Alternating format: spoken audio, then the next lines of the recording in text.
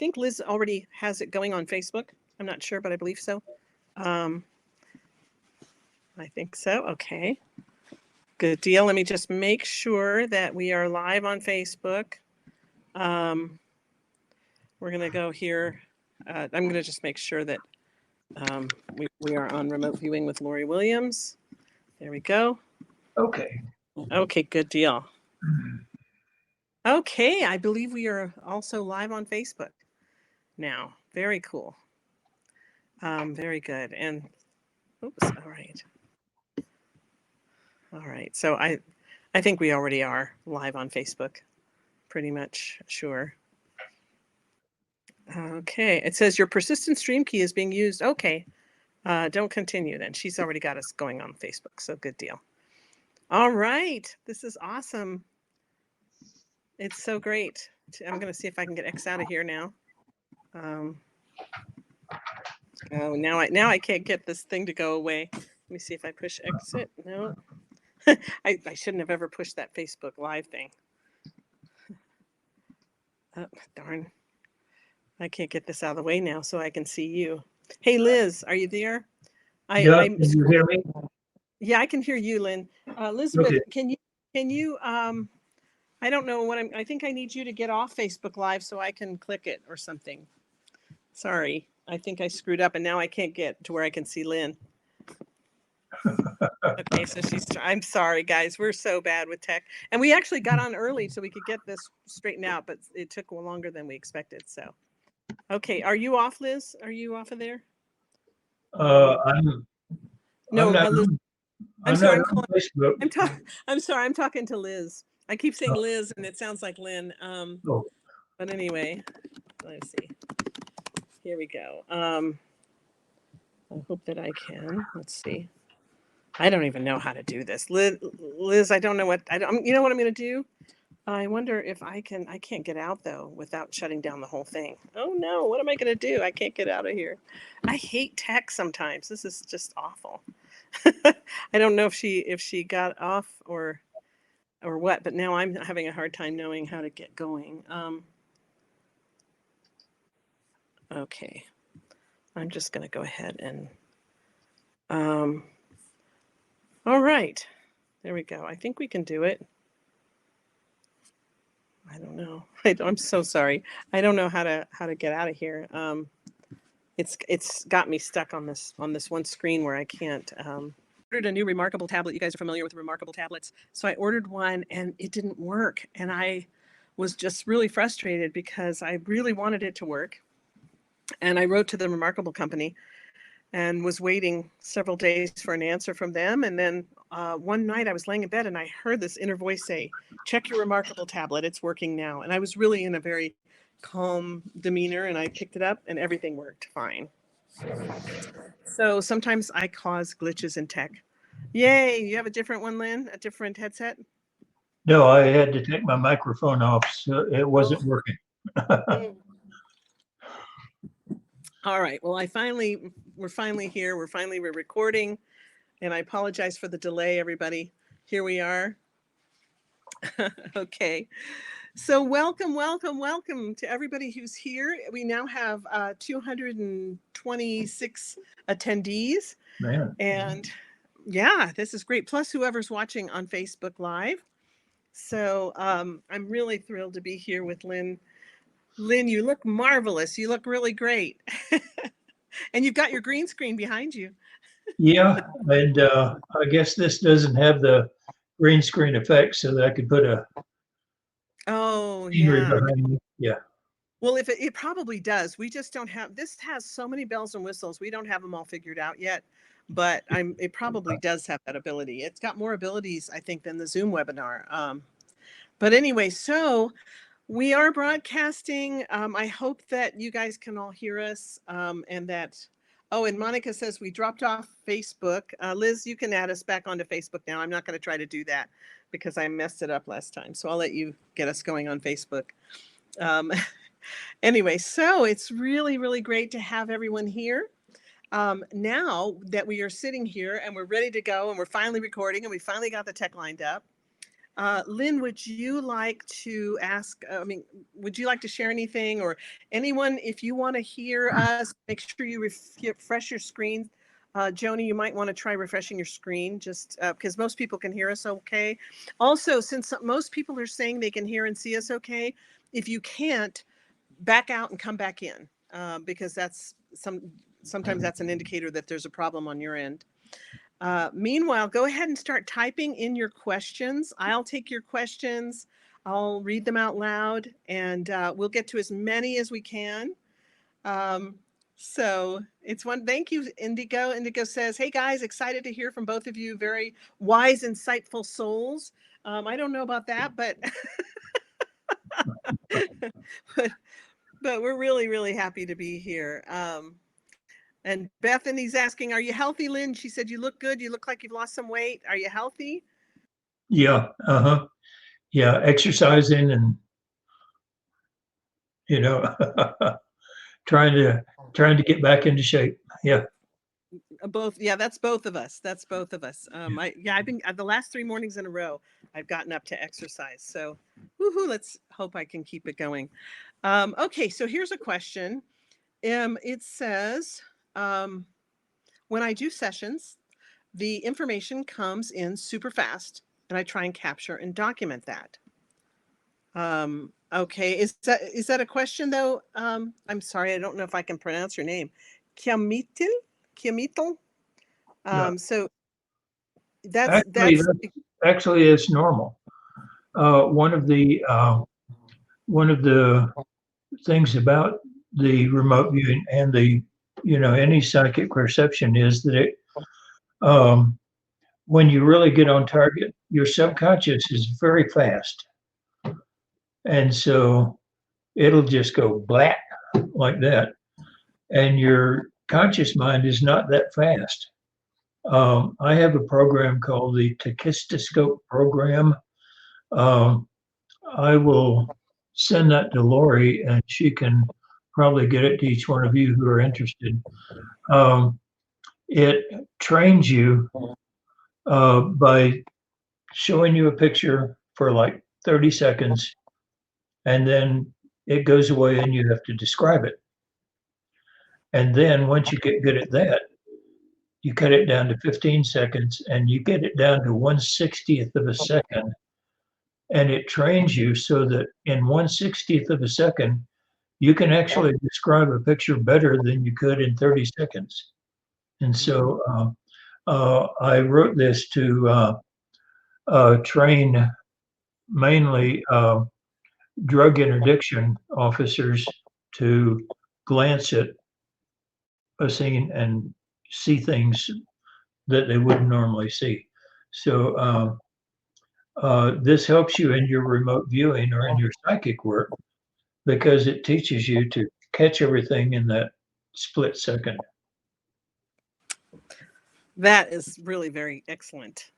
And I've tried this program that Lynn developed, and it is so fun. It's really good. I don't think I have a current link for it though, Lynn. So if you want to send that, that would be great.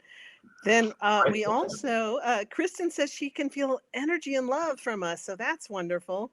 Shauna's asking, is it possible for past or future? Shauna, definitely. We use remote viewing to remote view the past and the future. The future is a little more dicey. And Lynn has an analogy about why that is. Lynn, if you want to share that. Yeah, okay.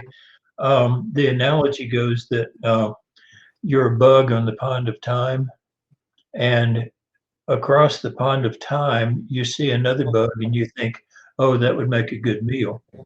And so you start skittering across the pond of time. And as you do, you set up a wake in front of you. And that bug on the other side, which is sitting by a big rock, is scared away by the wave that you set up in front of you. And so when you get there, the bug isn't there, but the rock still is.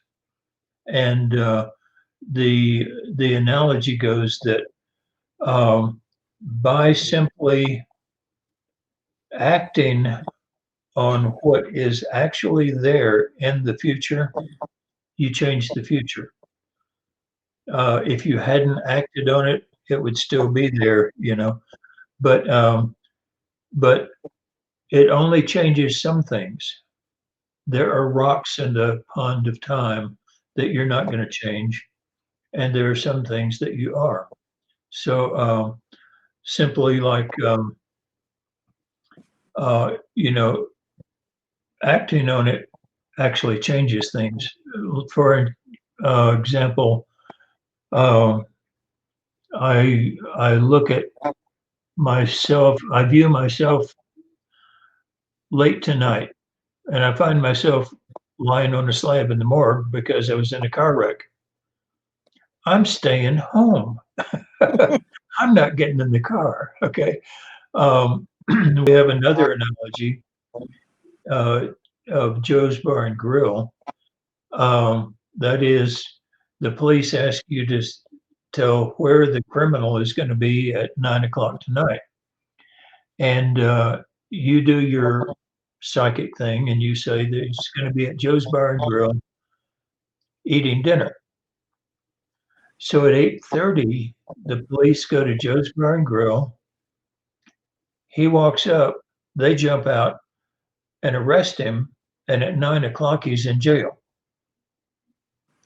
Well, you were wrong. Okay. They acted on the future and changed it. But at the time you did the session, he was going to be at Joe's Bar and Grill. If you had said he will be in jail at 9 o'clock, they would not have gone to Joe's Bar and Grill, and he would be sitting there eating dinner. So it's the paradox of predicting and then acting on the prediction. Excellent. That is excellent, Lynn. Thank you so much. What now I thought there was a way to make us both the same size, but I don't know how to do that. We were a minute ago. Now, David asked a question, and David, I just want to mention that what we're doing here, and this is for everybody, but I'm sharing it with David. David was asking what becomes of the future China-U.S. relationship. And what we're doing here today is people can ask questions about remote viewing and the techniques of remote viewing and the dynamics and the whole thing, interaction between conscious and subconscious minds and the future and the past and how time works. And we can talk about all those things, but we're not here to do readings, for example. We're not psychics that are going to just, you know, like you just ask a question and we are like omniscient, like God, and we suddenly know all the answers. If we have actually done a session prior to coming here on the relationship of the China and the US down the road, then we're not going to just pop out with an answer, because that's not how remote viewing works. That's how psychics work. And so this is kind of helping people understand the difference between a psychic who is just going to just pull information and just give it to you like that, versus remote viewing, where we sit down and we use a structured written protocol to get detailed information about a target, whether the target's in the past, the future, the present, whatever. That's the idea behind controlled remote viewing.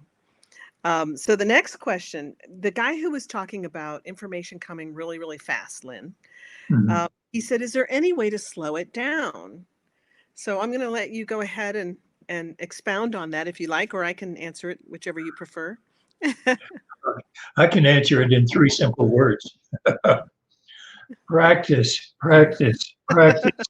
And it's really, I think it's not really a matter of slowing it down. It's more of a matter of getting that relationship between conscious and subconscious so good that the poor conscious mind that's trying to take sips from the fire hose, essentially this fire hose of information, and the poor lumbering conscious mind is trying to make sense of it. Basically, they develop a relationship like reporter and interviewee. And that way you can help get more information when that relationship is improved through practice. Right. And along that line, as long as you're sitting there at the mercy of your subconscious mind, it's going to go just at its speed. This is one of the reasons why controlled remote viewing was designed because it sections it off. It says, okay, there's land, water, man-made. Now then, subby, tell me only about the land and so on. Now tell me only, and so that automatically gets a conversation going between you and your subconscious mind. You can cue and get an answer. Otherwise, you're just sitting there and the subconscious is just yakety, yakety, yakety, yakety, you know. And so learn the structure of controlling, and that structure will help slow it down and will help it give you the right answer at the right time. Yeah. Oh, that's great. I think I might have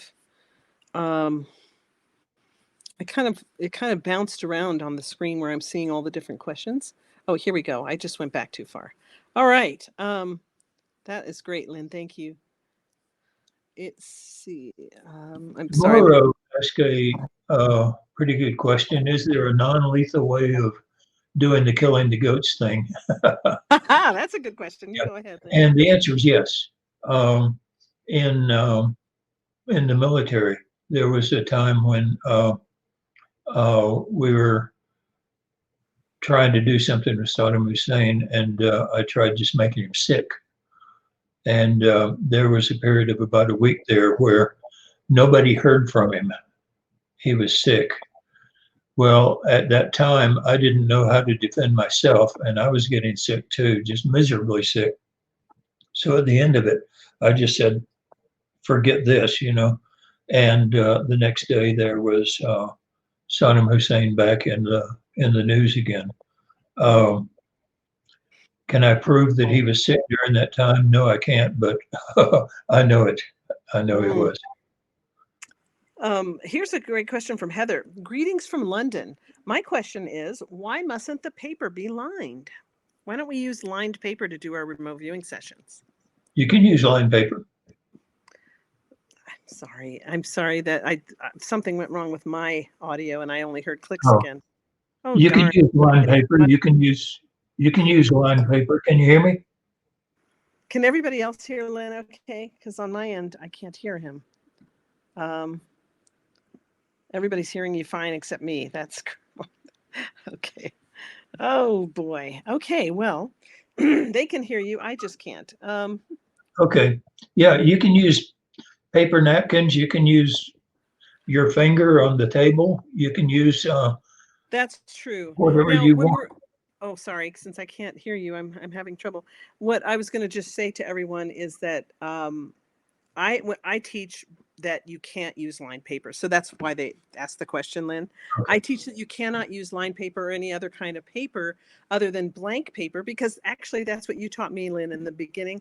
I think with new students, we encourage them not to use lined paper because sometimes the lines themselves can interfere. Now I hear you again. Yay. Yes, that's true in the beginning. But once you get good at remote viewing, you can use your finger on the side of a table or the wall. You know, you can use napkins, you can use lined paper, you can use anything. You can use Crayolas, you can use chalk on a chalkboard, whatever. Yeah. But learn remote viewing first. Okay.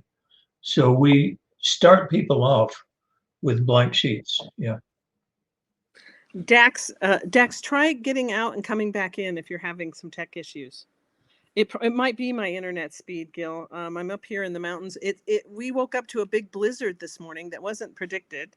They didn't expect any moisture. We had 0 chance of precipitation, and we woke up and there was a massive blizzard this morning, which is why I'm not broadcasting from the office where I have stronger internet. Yeah, so that's one reason. It's probably my internet speed. But I hope everybody is able to hear and see both of us okay. Anyway, so Dax, if you're having a problem, just get out and come back in and see if it works better for you. Okay. Emma asked, how do you fully control the subconscious mind? Listen, the main rule in remote viewing is the viewer is in charge of the session, and the viewer is the subconscious mind. You don't control it, you interview it. Yes, that's right. That's exactly right. So we really like to think of this as an interplay, and that becomes a partnership and a friendship between conscious and subconscious. So we're definitely not trying to control anything on, we're just, I mean, we want to control the process. That's what controlled remote viewing is all about, but we're definitely not trying to control the subconscious or the conscious. We want that to be an interplay and a partnership. Here, somebody's asking, if the future's always in motion, what is the earliest time in the future that can be observed with a higher level of probability? I don't know if we can answer that one. No, the probability, of course, gets more and more less and less probable as you go into the future because of so many other events, so many butterflies, changing the future. But yeah, you try like ARV or something, or you try remote viewing the lottery. I don't know how many people tell me that 2 minutes before the drawing, they get all the numbers, and Mm. it's too late to bet. That's interesting. Kathy's asking, can we feel the subconscious mind within?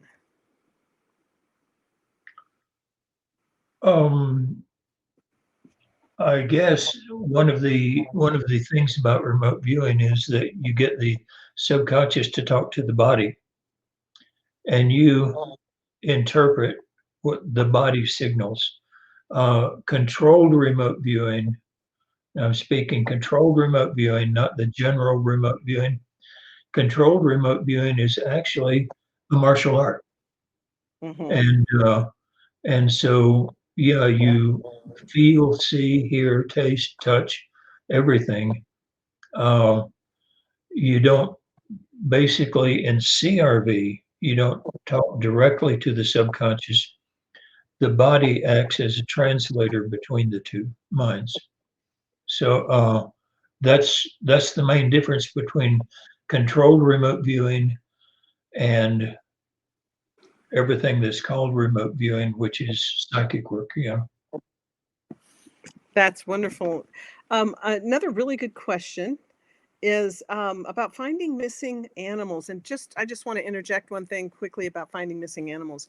One of my former students, John Stewart, has a business called Intuitive Consultants out of Lancaster, Pennsylvania. It's intuitiveconsultants.com. He has got a really positive track record with finding missing pets using CRV. Another one of my students, Eileen Fitzpatrick in Brooklyn, also has a great track record using CRV, finding missing pets. I don't generally take on missing pet sessions just from a lack of time, but I have students who specialize in that and do great with it and have a wonderful track record of finding missing pets. So to answer your question, Cindy, yes. The answer is just yes. um, how about investing? Someone's asking about using controlled remote viewing for investing, Lynn. Controlled remote viewing for investing is useful if you know the real associative remote viewing. That generally works better. Yes, it's much better for that. Yeah.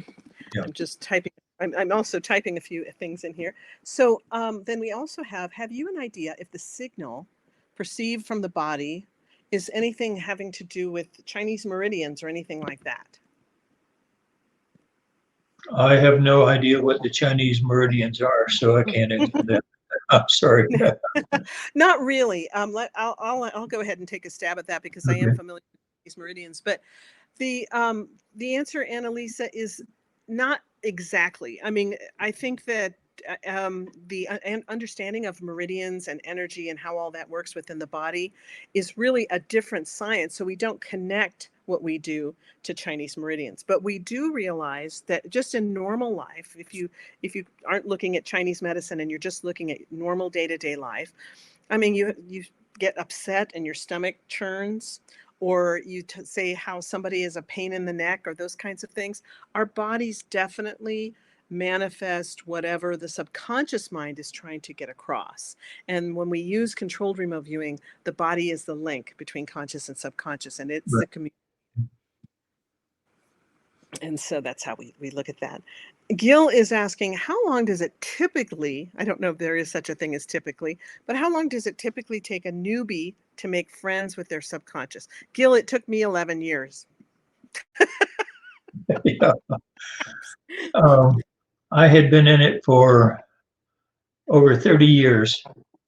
And one day I did a session, and I got got into the session, and all of a sudden, overwhelming guilt.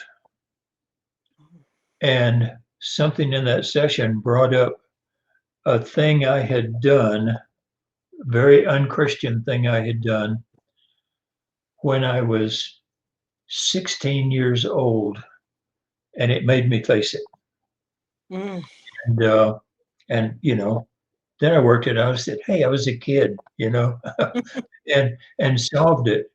But the subconscious is holding and hiding things in there, and at some point or another, you're already friends, and it feels like it can bring these things up and work them out with you. So, doesn't take long to become friends with yourself. Um, but like any friendly situation, there are going to be times when your friend brings up something, about you that you really don't want to hear, and so you deal with it as a friend. Yeah. That's so true. You know, one of the I was just thinking about friendship the other day and how friendships are never perfect. A good friend will sometimes tell you something you don't want to hear. Yeah. And so that's the thing to keep in mind, Gil, is it's a process that's never ending. I joke that it took me 11 years. Well, 11 years was a pivotal moment in my growth when I did a session that was really just amazing and made me go, oh my gosh, I had these things happen during the session that I actually had to take to Lyn and say, what just happened? And Lyn was like, well, your subconscious mind and your conscious mind are sitting down to become friends at this point. This is a great indicator in your development. But the thing is, those indicators never stop. If you keep practicing and as you go through life, the friendship continues to grow and get closer and develop, and it has its rough spots, just like any other friendship. So Yeah, it's good to and your subconscious mind has its own type of humor too. There's an old saying that if you trip and fall, a friend will come and help you up. A good friend will come and say, will help you up and say, "Are you hurt? Are you okay?" Your best friend will look at you, laugh, and say, "What's the matter, stupid? Don't know how to walk?"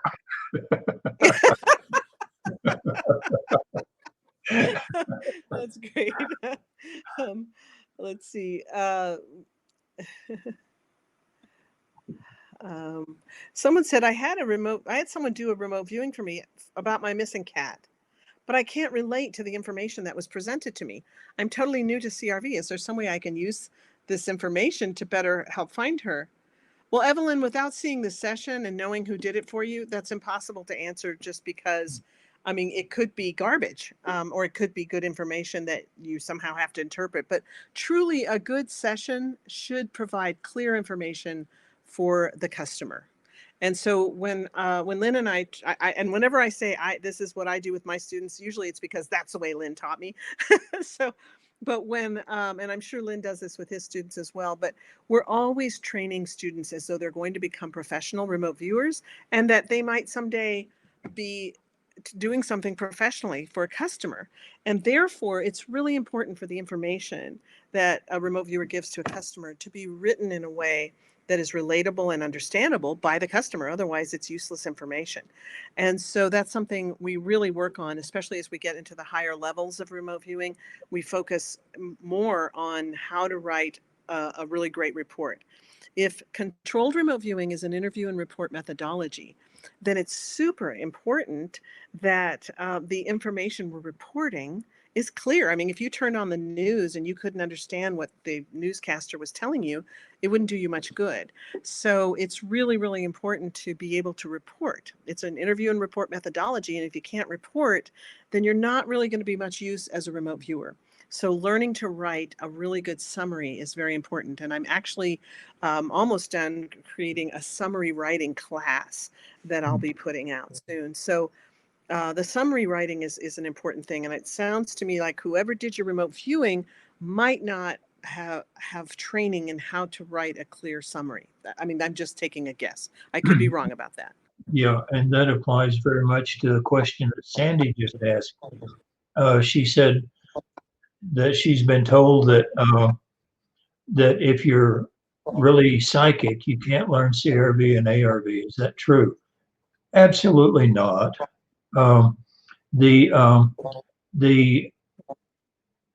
The thing you have to understand is that you have this psychic part of you and you have this conscious part of you, and the controlled remote viewing is just the string that goes between those two tin cans that lets them talk to each other.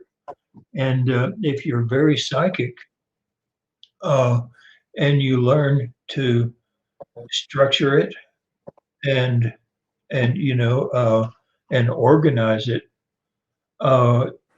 it doesn't make you more psychic. It makes you more effective in being psychic. Yeah. And so whoever told you that if you're psychic, you can't learn CRV and ARV, that's one of those experts that you never go and ask another question to. Okay, so Heather is asking, she said, a question for Lori, did CRV change your belief in the esoteric, or was that belief there beforehand? Actually, when I was 12, I was super fascinated with all things mystical, ghosts, and my girlfriends and I had seances every weekend at each other's houses, and things got so wild with the ghosts and the seances that I was, after a while, I was forbidden to go to anyone's house. Their parents didn't want me in their house, and they wouldn't let my friends come to my house because we had so much poltergeist activity. But and so I had this really big interest, and it was then when I was 14 and I met the Jesus people and really got into that. But even when I was a missionary, it was just constant. We had constant metaphysical things happening, and so that I had that all along from really, really early on. People are asking for that tool that you mentioned, Lynn, the tool that flashes the pictures really quickly, that you had a really great scope program. Yes, you might have to. Are you able to type in the message box? Can you type the name of it in the message box there? There's a Yeah. little message box. Yeah. And then you just push the send button. To kiss the scope. Eric. Okay, and then push send. Did you put? I don't Yeah, know if I have that on this computer. If I have it on this computer, can I put a file into? I don't know. So it's called a tachistoscope. That's really a difficult word to pronounce. Tachistoscope. Say it 5 times real fast. So, Irene is asking, Lynn, is the ideogram different each session? If you haven't trained yourself and established set ideograms, it'll generally be vaguely the same but different. But if you practice and if you document and if you learn, you can make the like I say, this is martial art. You can make your physical response of your hand be definite according to whatever is in your subconscious mind, such as at some point you wind up where land is always straight and feels rough, water is always wavy and feels sloshy or whatever. But you go by the shape and the feel, and as you practice, then as you practice, then yeah, it becomes standardized. Here again, it's just practice, practice, practice. And Lynn, Elizabeth is saying that if you send her the Kistoscope program, if you want to share it, and that if you should send it to her, people can just write to elizabeth@intuitivespecialist.com and she can share it with you if you Okay, like. I'm seeing if I have it on this computer. And we can always do that after as well. Okay, yeah. So folks, that's elizabeth@intuitivespecialist.com. This is a Let's new see. computer and I'm still moving stuff over. I don't think I have it on this computer yet. It's a beautiful computer. Jim and I got to see it. Yeah. Very fancy. Very nice. Hey, Richard Kronowski's here. He said, do you ever redo a tasking to obtain more information or focus on a specific aspect of your data before getting the feedback, of course? I do. Yeah. Yeah. Yeah. Uh-huh. That's and you know, I have students who sometimes tell me that after they finish a session, they find that they suddenly get a download before they've gotten their feedback, or they are, and I don't mean after the session, but they'll be writing their summary or something, and they suddenly go, "Oh gosh, I am feeling this now. I think I understand this better," or something, and Yeah. and I tell them, you can always, if you've already ended session, you can, and you haven't seen your feedback, you can always put a line through end session and just put break and then resume the session, right? You know, go back into structure, put your things down, and then put end session when you're really ready to write the summary again. Yeah, It you have to is, be very careful though. And you have to be honest with yourself. After you finish the session, are you thinking back on it and figuring out logically what it is? If so, that's going to be garbage. no, If because yeah, I if was you just look saying back mantra. and say, "Oh, I perceived something that I didn't write down," you know, yeah, Exactly. put it. Also, that's another good plug for summary writing, because when you're really good at summary writing, a lot of times as you're putting your summary together, things that you were aware of, like the pink elephant in the room that was there the whole time you were viewing, that it just, for whatever reason, you didn't think to write down because it was so obvious to you that it was like breathing air almost. Suddenly you go, oh yeah, I didn't think to mention, but it was daytime, it was afternoon, it was raining, it was, you know, that sort of thing a lot of times will come that you were really aware of while you were in session, but you just didn't document it. And then when you're putting your summary together, those things become more apparent because you're like, oh, here's where I should write down things like the weather or the temperature or ambiances or things like that. But always remember the mantra. What is our mantra, everybody? Describe, don't identify. That's a big, big thing. So you have to watch out when you're doing your summary about adding things in afterwards, because you can build a big castle. Yeah. Thank you, Heather. Jim is a wonderful monitor. He is. Let's see. Oh, Cheryl says, I'm a martial artist. How can I relate your wording of it being a martial art into CRV? Or is it that you mean that there are many components playing at the same time? No, it's truly a martial art. Lynn, you're so good at expounding on the martial art Yeah, aspect. in that it's trainable, that you can get specific responses to specific inner awareness.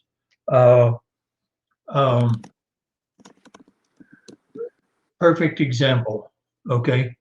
A guy is coming in an airplane, flying his own airplane, and he realizes he's going to crash. Okay. The crash happens, and 2 minutes later, he's standing outside the airplane looking at the crashed airplane, because without knowing it, without consciously knowing it, his physical responses have shut everything down, cut it off, and gotten himself out of the plane and all that. And this has happened many times, by the way, with private pilots. The subconscious mind takes over. And in a martial art, if you consciously think about the fight you're in, you're going to lose.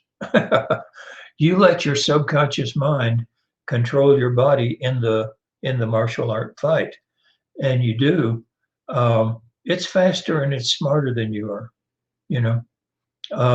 So in this way, uh, it's like a martial art in that your subconscious is giving you the feelings, the visuals, the sounds, the taste, the textures, and all that. It's unlike a martial art in the fact that your conscious mind has to keep track and make documentation of it. That doesn't happen during a fight. uh, so, but it's very much a martial art. Yeah. Mhm. You're muted. You're muted, Larry. Sorry about that. Yeah. Lynn, are you familiar with Ingo doing experiments with Persinger and the helmets and blocking RV abilities? Have you heard anything about that? Yeah, and Ingo had done some of those experiments, um, and evidently did not find a way to block it. We had in the military just a standing order. If you can find a way to block CRV, let us know, because the Russians are spying on us, and everybody else was too. Uh, so we did find it. We found 3 ways to doing it. The director we had at that time was a miserable micromanager, and when he found out that we had found 3 ways to block it, he went ballistic and said, "I didn't task you to do that," and he threw it in the trash. So uh, it can be done, but you have to be basically a world-class remote viewer to do it. Yeah, it's not something the guy on the street can do. Okay, thank you so much. Let's look at another one. I'm having trouble hearing you on my end, and since I'm recording it on my end, I'm worried that that's going to affect the recording. So Liz, if you can hear me, if you would, I'm going to stop the recording, and if you would record on your end, that would be better, because Lynn's not coming through on my end. I just hear him like a bunch of clicks. I can kind of make out what he's saying, but it's really bad. Stop the recording now, Elizabeth. You want to go ahead and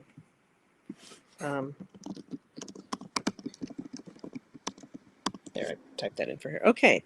Someone else is saying let's see. Some of the questions are broken up. When they get broken up, when the messages get broken up, it's hard for me to find the other parts because there's so many messages coming in at once. Matthew Wood said, "Are you worried about remote viewing being lost, or the proper protocol being lost or adapted to something that it is not?" We're getting some great questions. Yeah, it's already been adapted to something that's not many times, and you get on the internet and you get all these experts who've created their own remote viewing. Many of them work to an extent, and so I'm not putting them down. But the controlled remote viewing, yeah, they have, excuse the language, they have bastardized it to the point where uh, it's so polluted and diluted in many places that that is just not the same. I've seen many people put on Facebook uh, these highly successful sessions in their mind. It may be let's say the Washington Monument, a tall spire, and they post this thing that's got all this scribble on it, and they say, "See, I did a great job." So, the controlled remote viewing, however, is a trademarked thing. It is a standardized thing, and we have many um, project managers who are using trained CRVers a detective and insurance investigator and several corporations using the standardized method, and they're keeping it pure. The thing is, you don't hear much about that because all of the professional work being done is with non-disclosure agreements. And so just like the government classified everything we did, now then the companies and customers are saying, you can't tell anybody about this, and we have to sign non-disclosure agreements. So basically it's the back to being classified. That's yeah, that's really, really true. And I can hear you again, thank God. I don't Good. know what causes every now and then you go out, but I can hear you now. And Liz is recording on her end now, so we'll have to probably put this up in two parts or something, or link them together in the editing process. Linda's asking, do you think widespread RVing and telepathy, where everyone can do it, would improve the world because we can't deceive each other? Well, people keep lies from themselves. Even what if you can't deceive yourself? I think it would. I think it would make things better. It would hopefully keep government honest, keep business people honest, keep advertising honest. Um, these days, you don't need to be psychic to know that you're being lied to. Yeah. Yeah.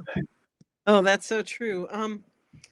Let's see here. There's so many questions. I'm trying to pick one. Can you use photos stored on a computer? Mark asks, for training the same as you would with a regular hard copy photo. Most of us trainers use digital photos now, Mark. In fact, when I talk about my early days with Lyn, I'm like, back in the days when we had to cut pictures out of magazines and glue them onto paper. When I was your age. Yeah. Constance says, I'm brand new here. Can you offer quick, easy, practical uses of applying ideograms to day-to-day activities? I definitely can. Yeah. Lyn, do you want to pull up some examples real quick? Do you have some Go ahead. ideas? I'll let you talk some. Okay. I'll tell you what I use ideograms for.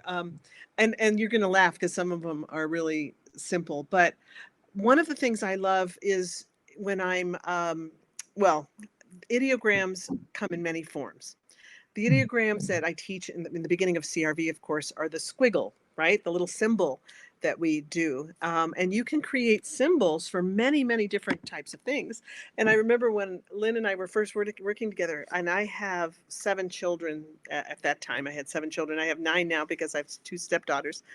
But with the 7 kids, he said, Lori, you should develop an ideogram for each one of your kids. And that way, if we need to know who did a certain thing, which one of the kids did something, I could just do a quick ideogram and figure out which kid did whichever thing.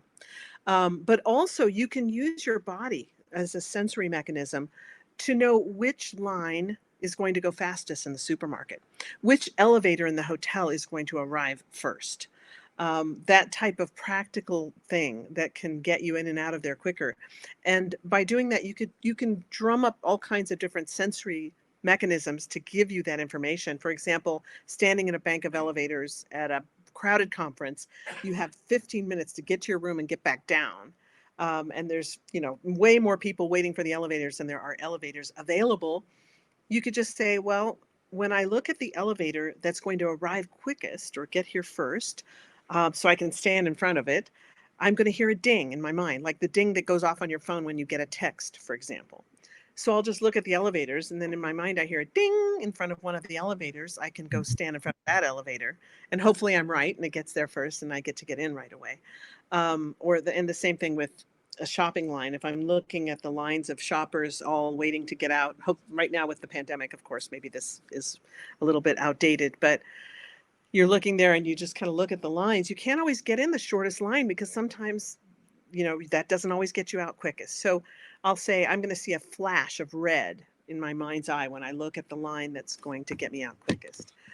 Picking gifts. I like to use sensory and this is a form of ideogramic language, but I like to use sensory mechanisms like laying out the watches for my son and saying, the watch that Dustin will like the best is going to feel warmer than the other watches, and just passing your hand over the watches. And wow, one of those watches felt a lot warmer.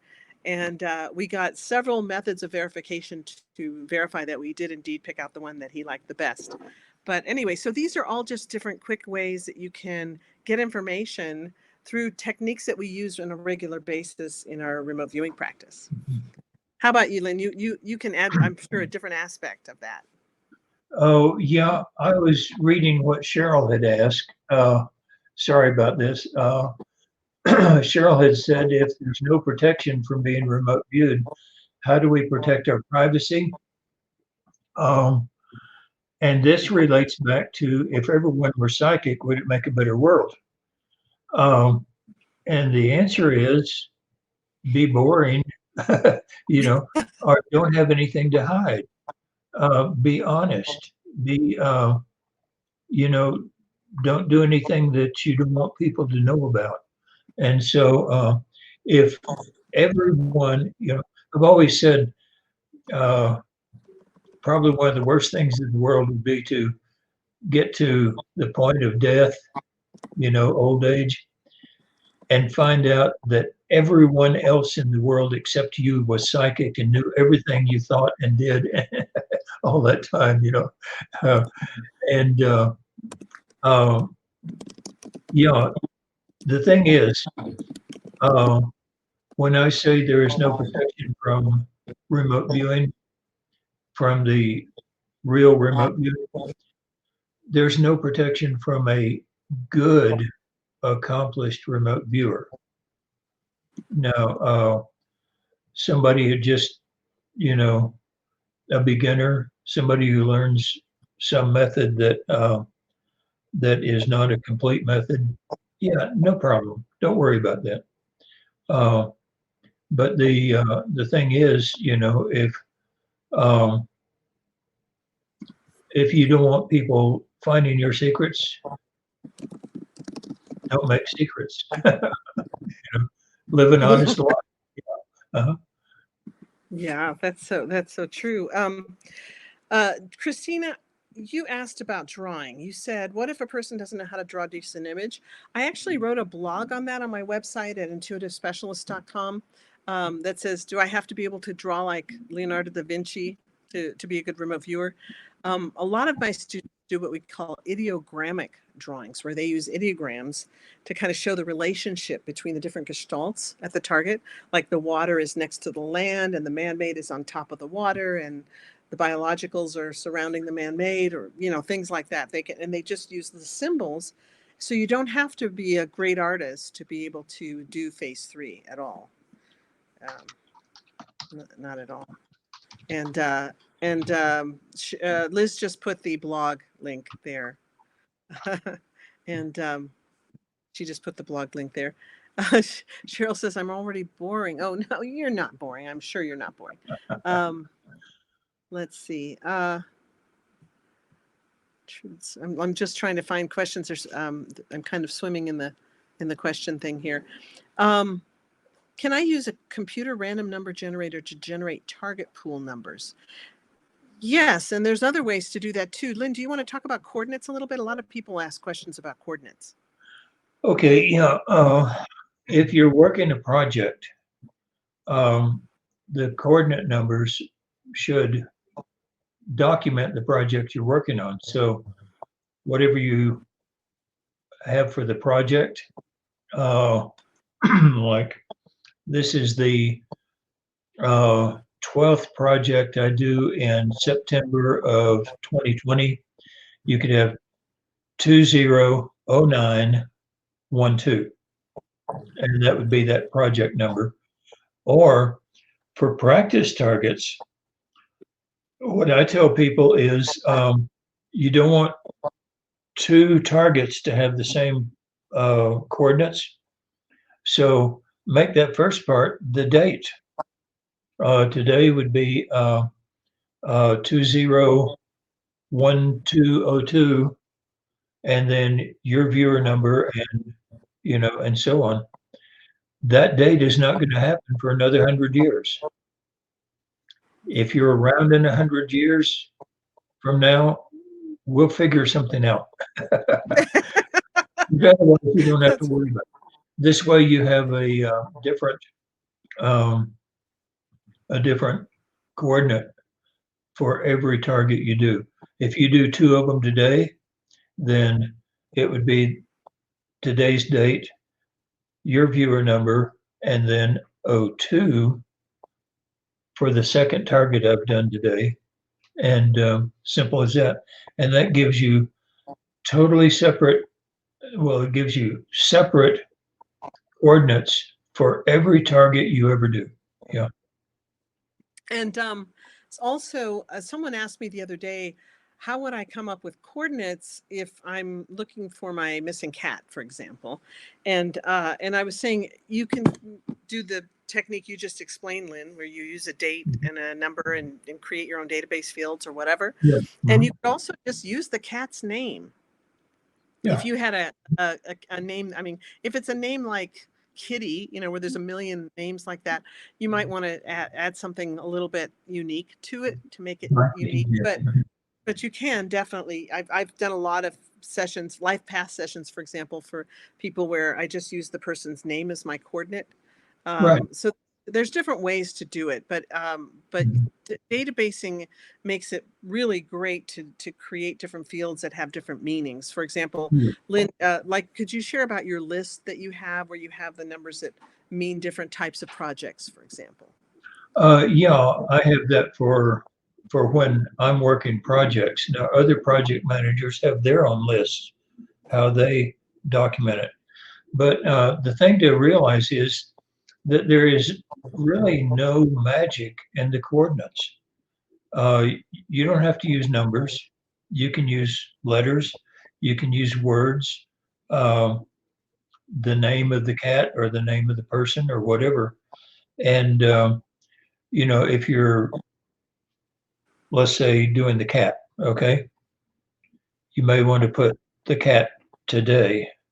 And then next time, the cat and the date. Next time, the cat and the date and all that. That gives you separate coordinates for the same cat. Okay. Yes, that's excellent. Yeah. That sounds really good. Ben is asking you, Lynn, I believe, what is the wildest thing you've seen? Like, have you ever seen anyone walk through walls? In remote viewing or personally? Yeah, I mean, in your career, in your life, what's the wildest thing you've ever seen? Let's open the gates to whatever you've seen. The wildest thing. Let's not. Okay. How about the wildest you can talk about publicly? Most of those things that I've seen in person are still highly classified. So in remote viewing, probably the wildest thing I've seen is the time that they had me view the internal structure of one of the Russians' particle beam weapons, which they call the death ray. Okay. They wanted to know the internal structure of the beam itself. And of course, anything you stick into that beam is just has 1 microsecond before it's totally gone. It'll blow a hole through all the way through a mountain. So somebody got the brilliant idea of, let's stick a remote viewer into the room.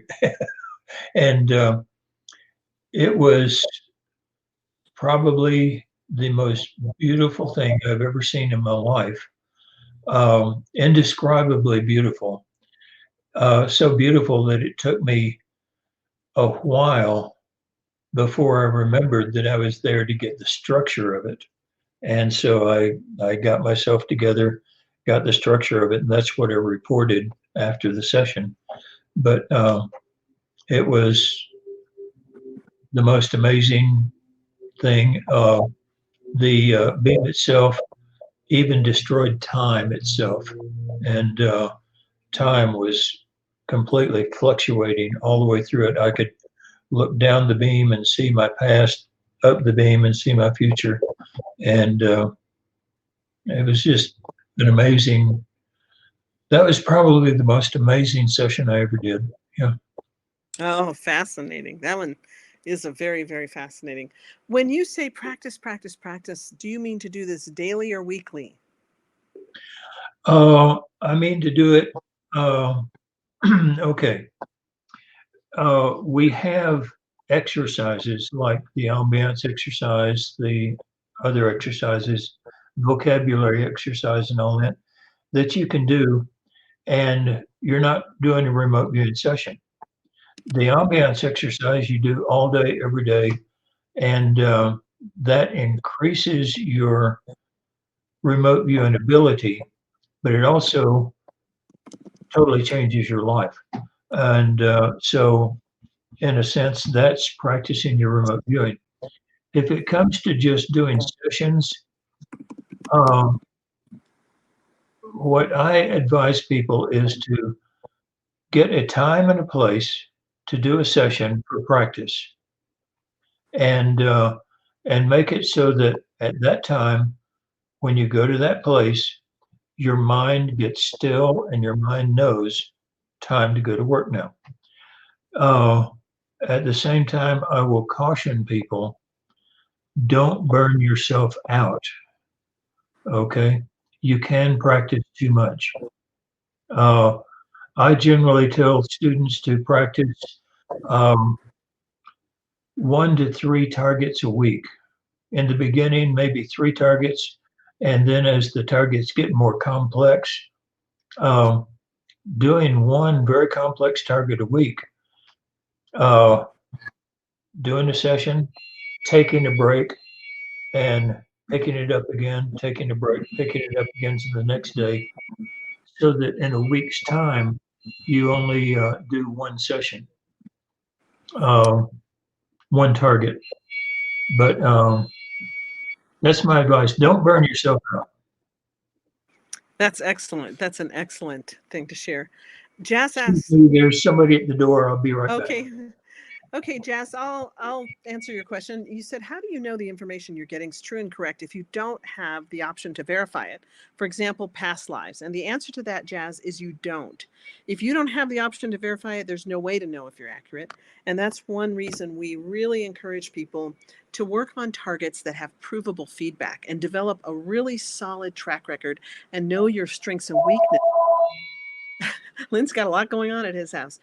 Anyway, know your strengths and weaknesses so that you can, let's say that we have the viewer Bob, and Bob has done 100 sessions, and in his sessions, he's got a 98% accuracy rate in colors.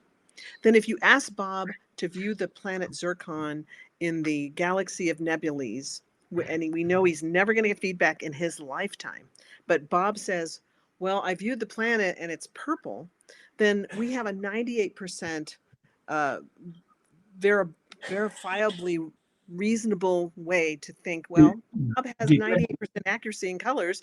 If he says the planet Zircon's purple, we can be reasonably sure that it's purple. And so we call it a dependability ratio. Dependability ratio, exactly. My mind went blank on that. So that was Jazz's question about knowing about how can we trust information if we don't have feedback. By the way, keeping those statistics also lets you, when you work on a project, you can choose for each question on the project, you can choose the best viewer. And so you have 10 viewers whose overall average is 70%. You can come up with 95% accuracy for the project. That's right. So yes, that's really, really good. Sorry, I was looking at more questions here. Let's see. How can I get more? Oh, let's see. I want to look at after sessions. Were you able to do normal daily things? Oh, also, there have been several questions about the cool down and how to properly do a cool down. To properly do a cool down, you have to find out what works best for you. There are people who will listen to music for a while, chill out. There are other people who will take a nap. There are other people. I have one student who goes out into the yard and stacks rocks, balancing them on top of each other until he gets one of these cairns, that, uh, and that gets him so focused on that it gets everything else out of his mind. As for me to cool down, I find that if I cool down, it doesn't work. And so what I do is I will go wash dishes, wash the car, clean on the garage for a while, do the session, go do something else, and just make it a whop, whop, whop, whop, whop thing. Just another job. That's what works best for me. You have to find out what works best for you by trying different things, and then do a session, and then look at your score. It's your score after that session that's going to tell you what cool down works best for you. And Janine asks, why do we need a cool down? You've got to get stuff out of your mind. If you don't get the stuff out of your mind that's part of your day, it's going to wind up in the session. And so this is why even after you have a cool down,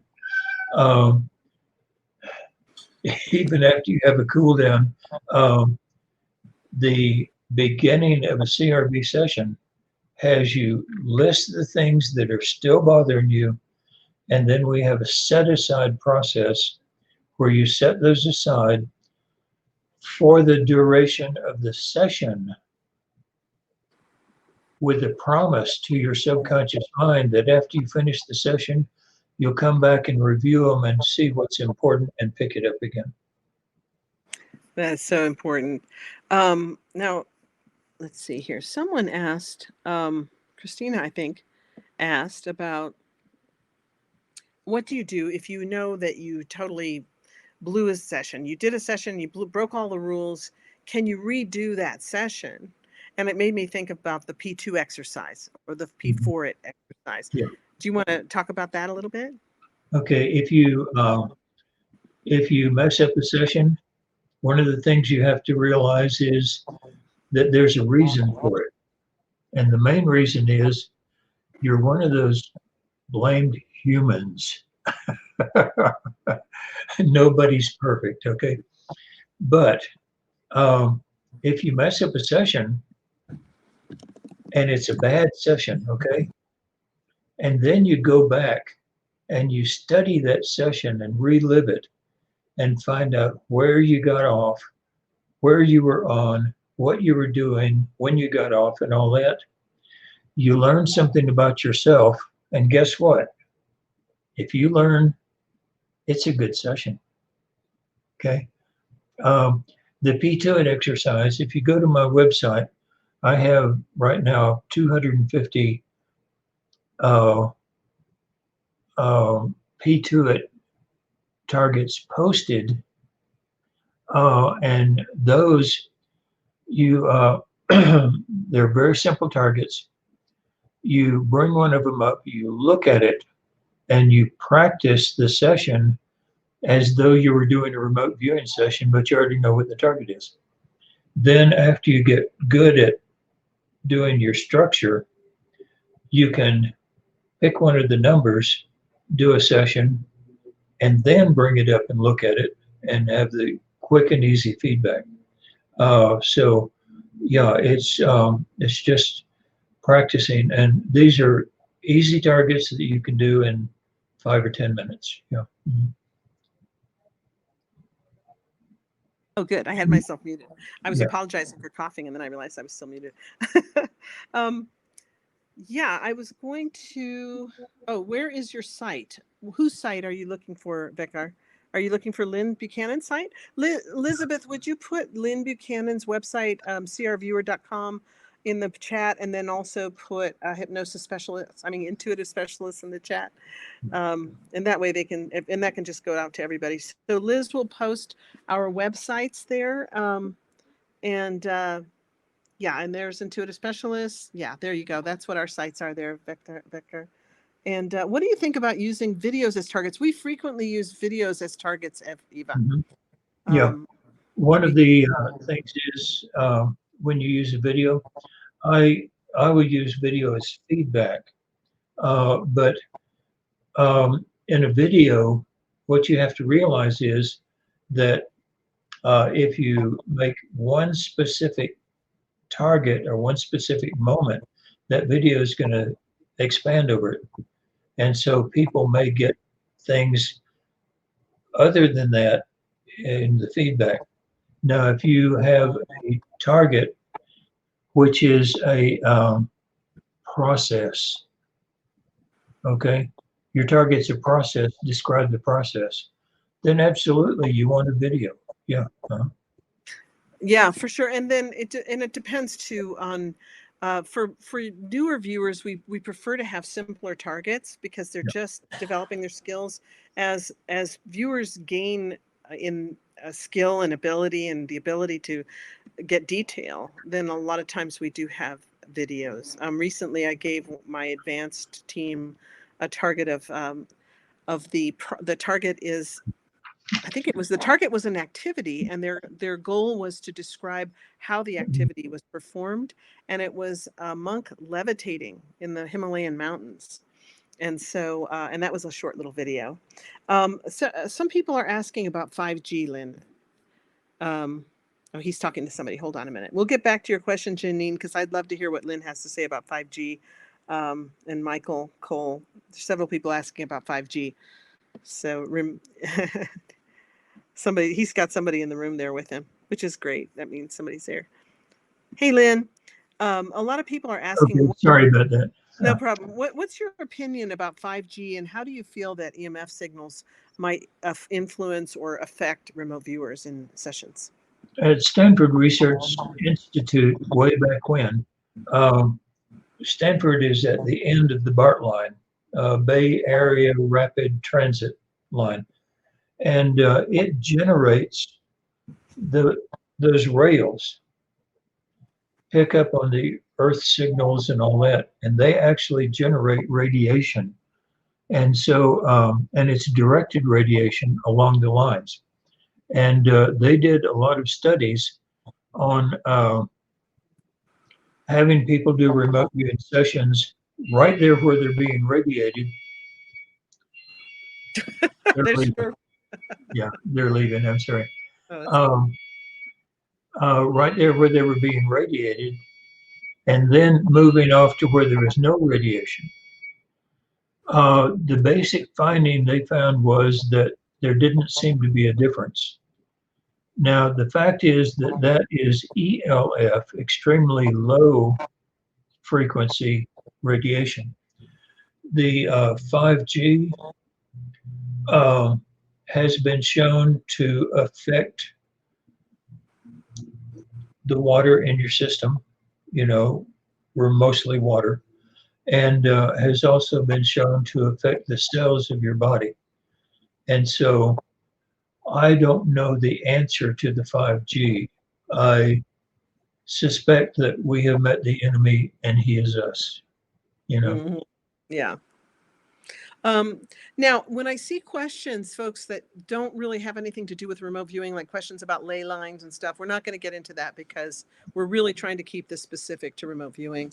And there's some really, really good questions coming in, though. And one is, Lynn, how do you feel that the physical brain relates to, is that just somebody popping in and going back out? Okay. Driving out, yeah. Okay.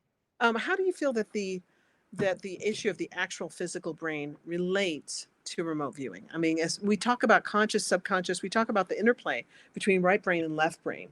Yeah.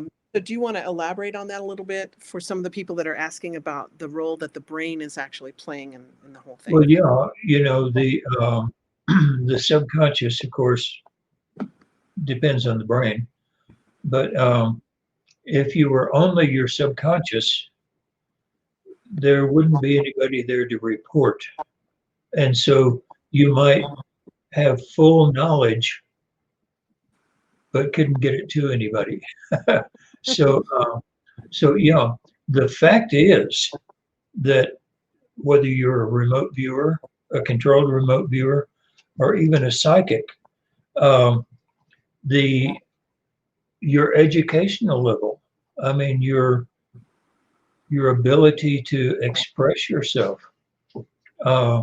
this is going to determine how well the information you get can be used by somebody else. A person who knows proper grammar is going to be able to convey the information better than somebody who doesn't. If you are working for scientists, your vocabulary is going to make a difference, and so on. And so the conscious mind and your education, even your spelling, matters. It does. Mm-hmm. And I like to think of it kind of like, how does a faucet relate to water?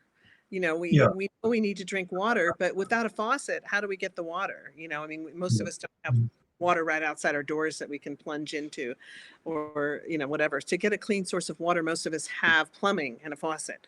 The brain, to me, is similar in that without a brain, we wouldn't have the mechanism to get the information from the subconscious mind. So the brain definitely plays a role in that. And when you're viewing, what's fascinating to me is that when I'm remote viewing, sometimes my own understanding of things can play a role. But what I find most fascinating is when I have absolutely no knowledge or background, and get a ton of information about something I know nothing about. That is, to this day, whenever I have a session that results in that, I'm just fascinated. And my husband Jim, who's sitting right over there, when he monitors and I suddenly start saying stuff that he knows I know nothing about, and he knows about it, and he has more knowledge. He's a scientist. He's a retired forensic scientist. So when I say stuff on a scientific level that he knows is not part of my my knowledge, then that makes it even more evidential, I guess you could say, in that remote viewing really works, and that the brain does play a role in it. Because how would I get that information if I didn't have a brain? Exactly, so to speak. And Cheryl said, I'm not the sharpest tack in the box. I guess I should give up. Never give up. No. The thing is, there is a community now, okay? And let's say you don't have good report writing skills. Fine. Get with someone who does. Have them talk to the customer, find out what the questions are, and you give your information to them, let them write it up in such a way.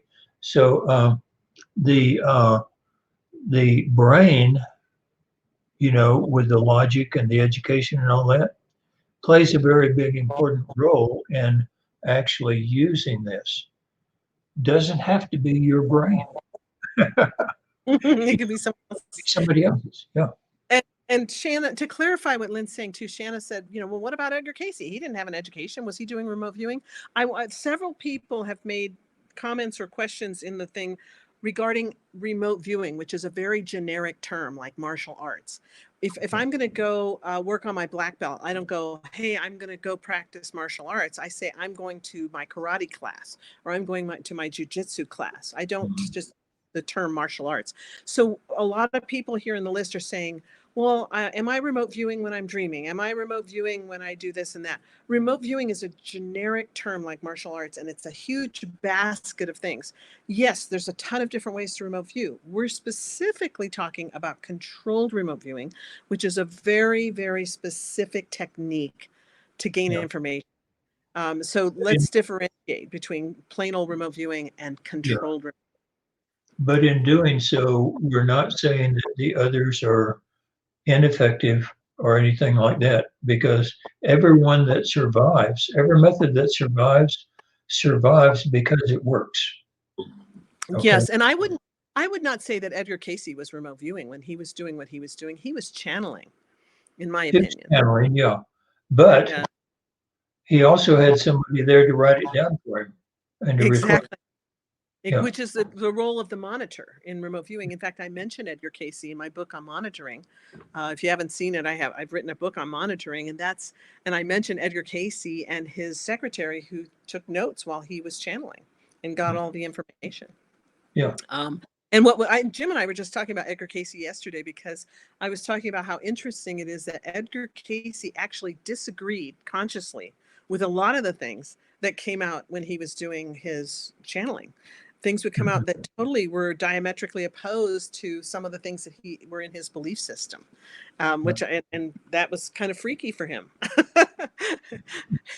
I still remember, Lynn, calling you up because I was working on a paid project, and I said, Lynn, I think I'm running into things that are really pushing the boundaries of my belief system. And you burst out laughing and said, yep, CRV will do that.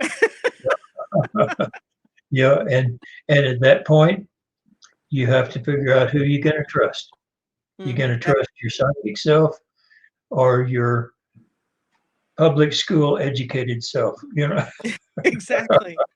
Exactly. Yeah. So, Shannon, I hope you understand, though, that we're not saying you have to have an education to remote view, or we're not saying, or Cheryl, we're not saying, you have to have an IQ of 160 to remote view. Right. We're just saying basically that your information and your belief systems do affect things.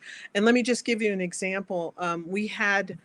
We've talked a lot about two people. Let's say you have two viewers. One of them was raped by a priest at the age of 10.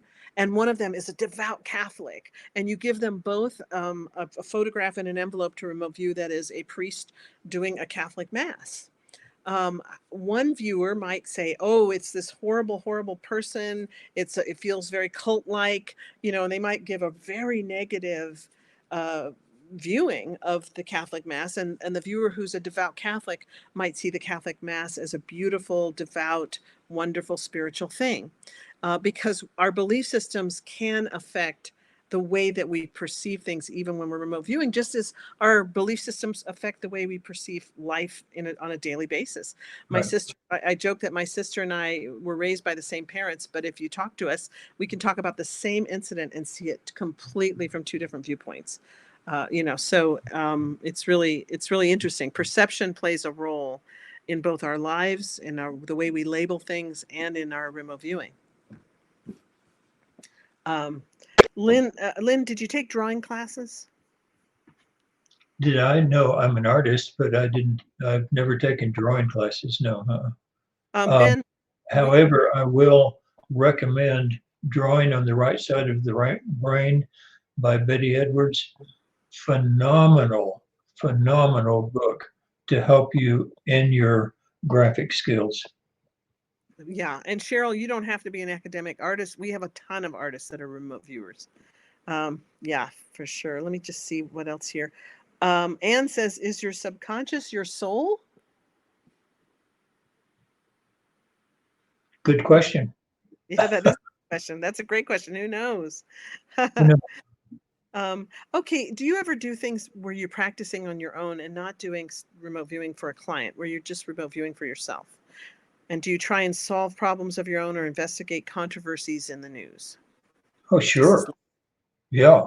One of the biggest fallacies about psychic work is that you can't use this for your own purposes. That's ridiculous. You can use it to, any skills that you have, you can use for your own purposes, for supporting your family, for making your life better. Yeah, and this is another God-given skill. Use it. Yeah. And Gil asked a great question. Is the subconscious always correct? Oh, no, it's human too. Yeah. Your subconscious, we call them stray cats. The subconscious transfer of not only the information, but the subconscious transfer, ST, of recollections, anxieties, and yearnings. It's going to color everything it gives to you, just like she was saying about the priest. The recollection is going to color what your subconscious gives you. If it has a grudge against priests, then yeah, it's gonna, it's gonna give you that impression. Your recollections, your anxieties and yearnings, in other words, your memories, fears, and desires, they all play a part of what your subconscious gives you. Yeah. Okay, now let's see here. I'm trying to find. I was on a great question. Oh, Janine's asking, do we really find very many missing children, and are the police receptive? We don't find missing children, and whether the police are receptive or not determines whether they use our information. And many times, we have many times so far, we have found that our information was used by the police, and they will not acknowledge the fact that they used it, but we find out later that our information was correct, and after they got that information, they solved the case. And there have been many times when there has been a reward, and their refusal to say that they used remote viewers made it so the remote viewers did not get the reward. This is the word psychic in police cases is actually a 4-letter word.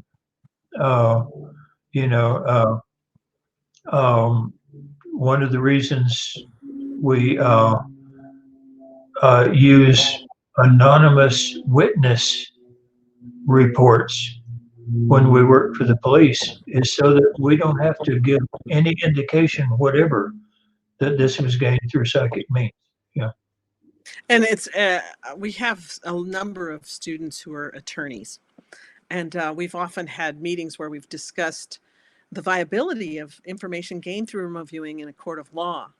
And it really becomes quite a sticky wicket when you do that. Whereas if you just have an anonymous tip that you provide, it can sometimes be a lot safer way to do it. Stephen Kelly's asking, what kind of meditations do you use, Lori, and Lyn as well? Personally, I meditate. I usually just do almost like a type of Vipassana meditation, where you're just focusing on the breath. Sometimes I use a mantra like Sat Nam or something like that, just to clear my mind. I have a very, very busy monkey mind, like many of us. We've found that a lot of remote viewers have attention deficit disorder. I just interviewing a number of students, Lyn, we've been finding a really high number of students who have attention deficit disorder. And so doing a little meditation, I find very helpful for kind of calming me down before I do a session. But like Lyn, I like to be very busy before I do a remote viewing session. I like to be really active physically. If I haven't been active, I don't like to go from being sitting, writing, or doing some other sedentary activity and then going into a remote viewing session, because it's just too much sitting. So I like to go and do something really active or work out, and then do really short meditation, literally 5 or 10 minutes at most, and then I'll get into my remote viewing. That's my personal way. Lyn, do you use any form of meditation or anything I like that? don't. I have tried quieting my mind, and my mind finds that to be just impossible. And so what I do instead is I will focus on one thing. I will do some artwork. I will write poetry. I will write a story. I will go answer email. I will go, I used to, while I had my equipment up, would go take a stone. I have 2 huge filing cabinets out there full of gemstones that are uncut, and I would go cut a stone, get it ready to put into a piece of jewelry and all that, and, cut and polish it. And, by focusing on one thing, that's what my meditation is. That's beautiful. That's very beautiful. Yeah, I've tried a lot of different types of meditation. I don't have a correlation or data to show whether one is been more beneficial than another. I have done a little bit of data keeping though that does indicate that I do better accuracy rise on practice targets if I meditate a little bit first.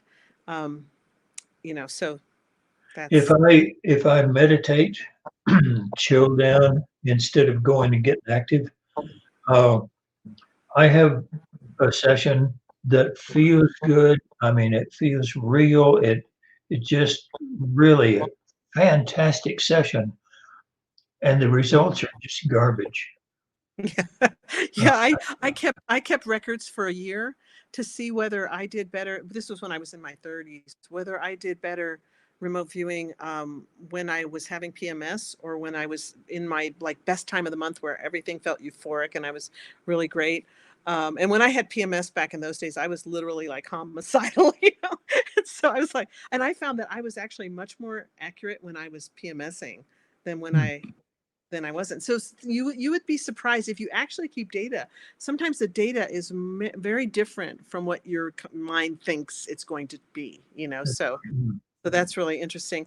Christina says, I have ADHD and I found that the set aside technique is very helpful with my own work and not just with CRV. Christina, we have students who have taught the set aside technique to their kids and their kids' grades improved. They just, they got over test anxiety and things like that. So I can't overemphasize how important the set aside technique is. And I remember when I had only been teaching for maybe about a year. And Lyn called me one day and he was teaching at the same time. And we were lamenting at how hard it is to get students to do the set aside Yeah. really intently with intention instead of just blowing past it. It's really challenging as teachers to really emphasize that and get students to do that. You want to expand on that, Lyn, at all? Yeah, I explain and re-explain and re-explain to the students the set-aside process that works. And the CRV set-aside process uh, actually has subliminals built into it. But but then, I will tell them, okay, you come to a session and you're expecting a phone call. So you set, you note that you're expecting a phone call and you talk to yourself like you would to a small child. Okay, I'm expecting a phone call. When the phone rings, I'll take a break and answer the phone, and afterwards I'll come back. I know how to take a break. And so for now, I'm not worrying about it. For now, I'm setting aside, and then you physically write down phone call. Okay. And so I'll say to the student, no, you do it. Okay, I'm expecting a phone call. I'm not going to worry about that. Yeah, and they don't do it. They don't do it the way that, yeah, it's really, Uh, really do it the right way. Lyn, do you know of anyone who's ever been accused of a crime because you gained knowledge about the crime through CRV and reported it? I don't know of anyone that's ever had that oh, yeah.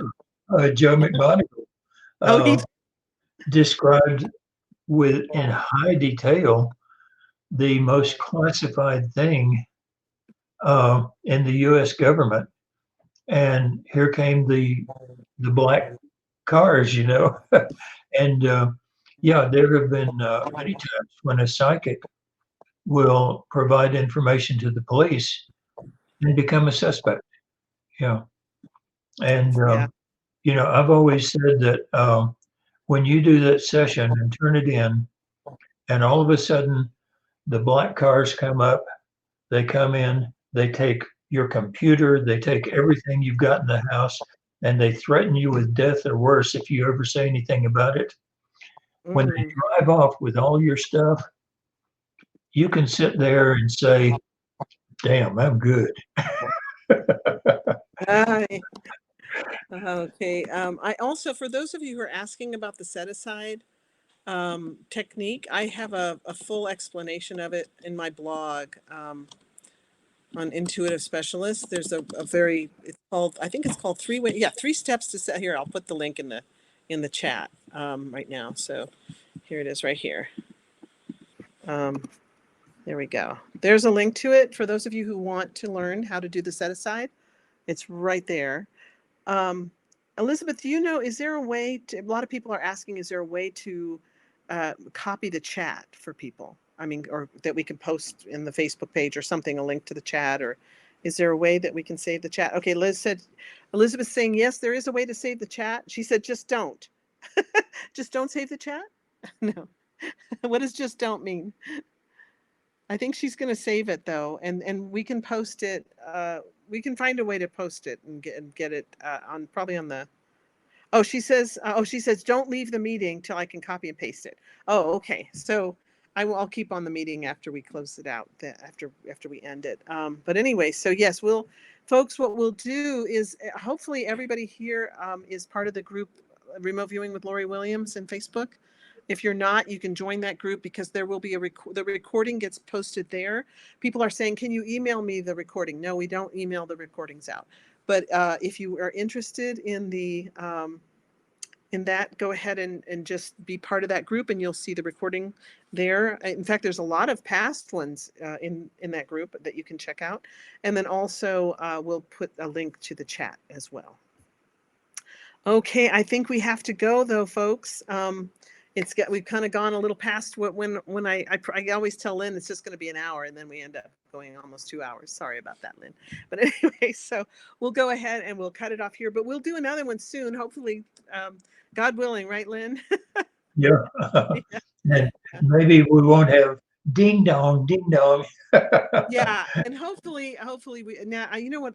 It's been so long since you and I've done a webinar that I had forgotten all of how to do all the different things on this. So, yeah. So if we do another one soon, then hopefully it'll go smoother because I won't have to remember how to do everything. Sounds good. Okay, that sounds really great. Thank you guys. Kathy McKenna, great to see you. There's been so many people I haven't seen in years that have been posting on here, like Hector. Remember Hector from Mexico, Lynn? Oh, can I do a little advertising here? Or yes, please do. My online classes, I have started doing closed captioning on all of the lessons. And Kajabi, which is the platform I use, is a very neat feature. I make all my lessons about one subject, and the videos are an average of 6 minutes long, so you don't have to wade through hours of video to find what you're looking for when you use it for a review. Now, you click on the closed caption, and it comes up with a search. You remember something that was said in some lesson you had before, you go to that lesson. When it starts up, you just click on the closed caption, type in what you're searching for, and it takes you right exactly to that point in the video where that's discussed. Kajabi is a fantastic platform. Really, it really is. That's where we host our mentoring clubs, is in Kajabi. And Elizabeth has her own business in Kajabi as well with courses in there. One thing that we started doing with our classes, because now we have a basic and intermediate, and there's a thing called Searchy. It's kind of a cool thing, Lynn. You would love it. It's a little widget, and it does what you just described, but it does it for the entire class. So if the student wants to know about aesthetic impact, they type in aesthetic impact into this widget, and it takes them to every point in each video, and so they can subsequently go from video to video to video, and it takes them to each video so that they can find out about what I said about aesthetic impact or set aside process. Very good. Very good. Yeah. It's called Searchy. So if also, I have $200 holiday discount $200 off on a holiday discount for my course. Yes, and it's And- right there. It's the CR Viewer. If they can go to CR Viewer, right? Or no, CR Viewer, MikeKajabi.com. Liz in the chat yeah, put that. both of them will get it. Yeah. Yeah, so you can go there to check out Lyn's classes. You can also, if you're new to remote viewing, to controlled remote viewing, if you're new to it completely, and you're just kind of like, I wonder if I'm going to like it, if I should invest money in it, I do have a free class that you can take. You can check out the free class, and then you can take Lyn's class. You can take my class. You can take them both. It doesn't matter. They're very, very similar in that. I mean, it's just two different teaching styles, but it's the same content. Because I would highly recommend Lori's free class. Also, if you go to the courses through my website, I have introductory videos that says, if this is what you want, this is not the course for you. If this is what you want, it is. And, if it's not what you want, save your money. Yeah, because Lyn and I, neither one of us are salespeople, really. We're not salespeople. We just are passionate about remote viewing and raising the consciousness of the planet. And so it's really, thank you, Magdalene. I appreciate that. But anyway, it's really a wonderful, wonderful technique. It's a great technique for self-discovery. It's a great technique for getting solutions to things. So if you really want to check that out, then here's the free class. Also, the book Boundless, it's the first in a series, but there's my book Boundless. If you go to Amazon and you look under Lori Lambert Williams, I had to add Lambert because there's a million Lori Williams and there's a million Lori Lamberts as well.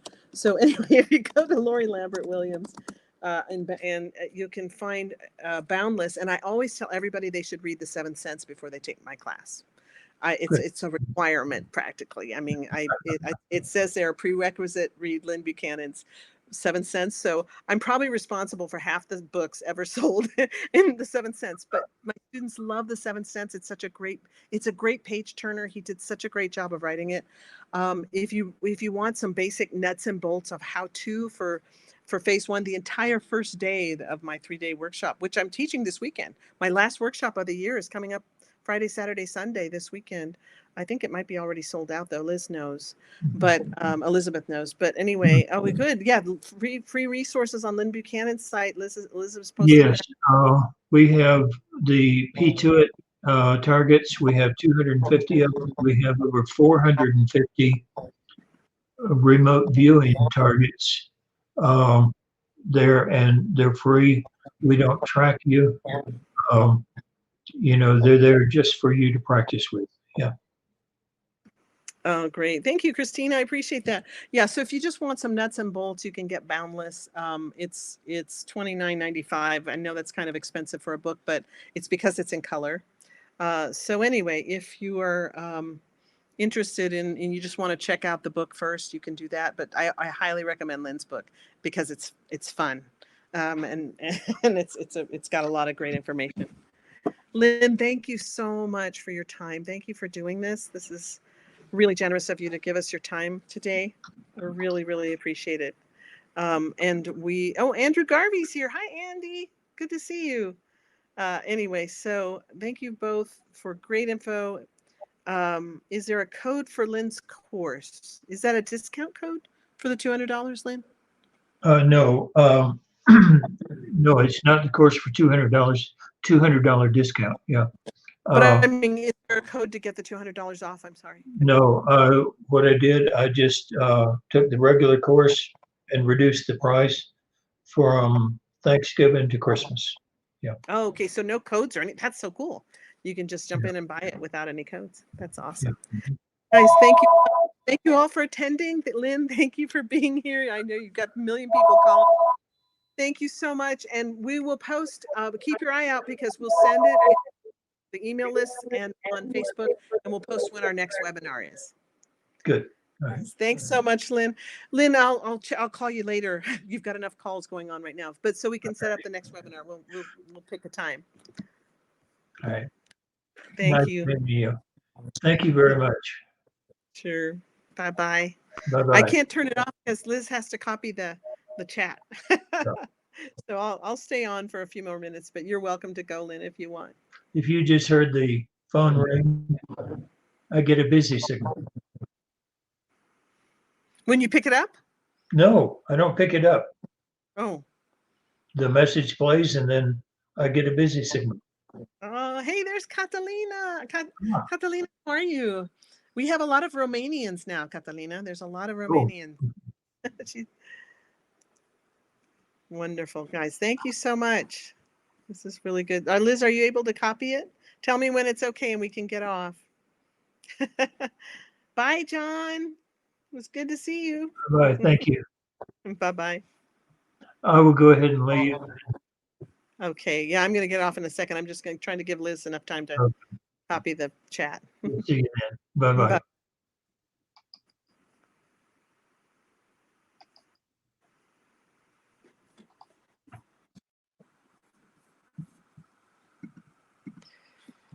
Okay, wow. Okay, so people are dropping off quickly.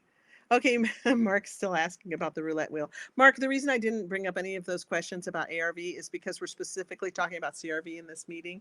So, and when we get into ARV, it's just a never-ending list of questions. So, to try to keep it more specific, we didn't talk about ARV at all. We're just keeping it strict to CRV. Good, Heather. I'm super glad. I can't wait to see you in class again.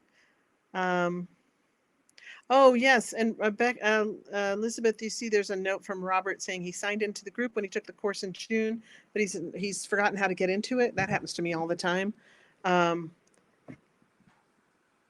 Yes, we'll make sure, Anne, that the time is fixed. We did send corrections out after you got your initial confirmation emails. Oh, she says that the confirmation emails had the wrong time, Elizabeth, just so you know.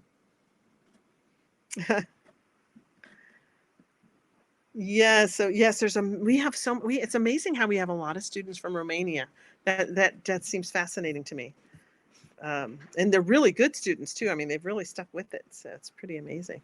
These are some great questions. I'm going to look through the questions after this, once Liz gets it all copied. And I'm going to do some little videos on some of these questions, I think. Bruce, great to see you.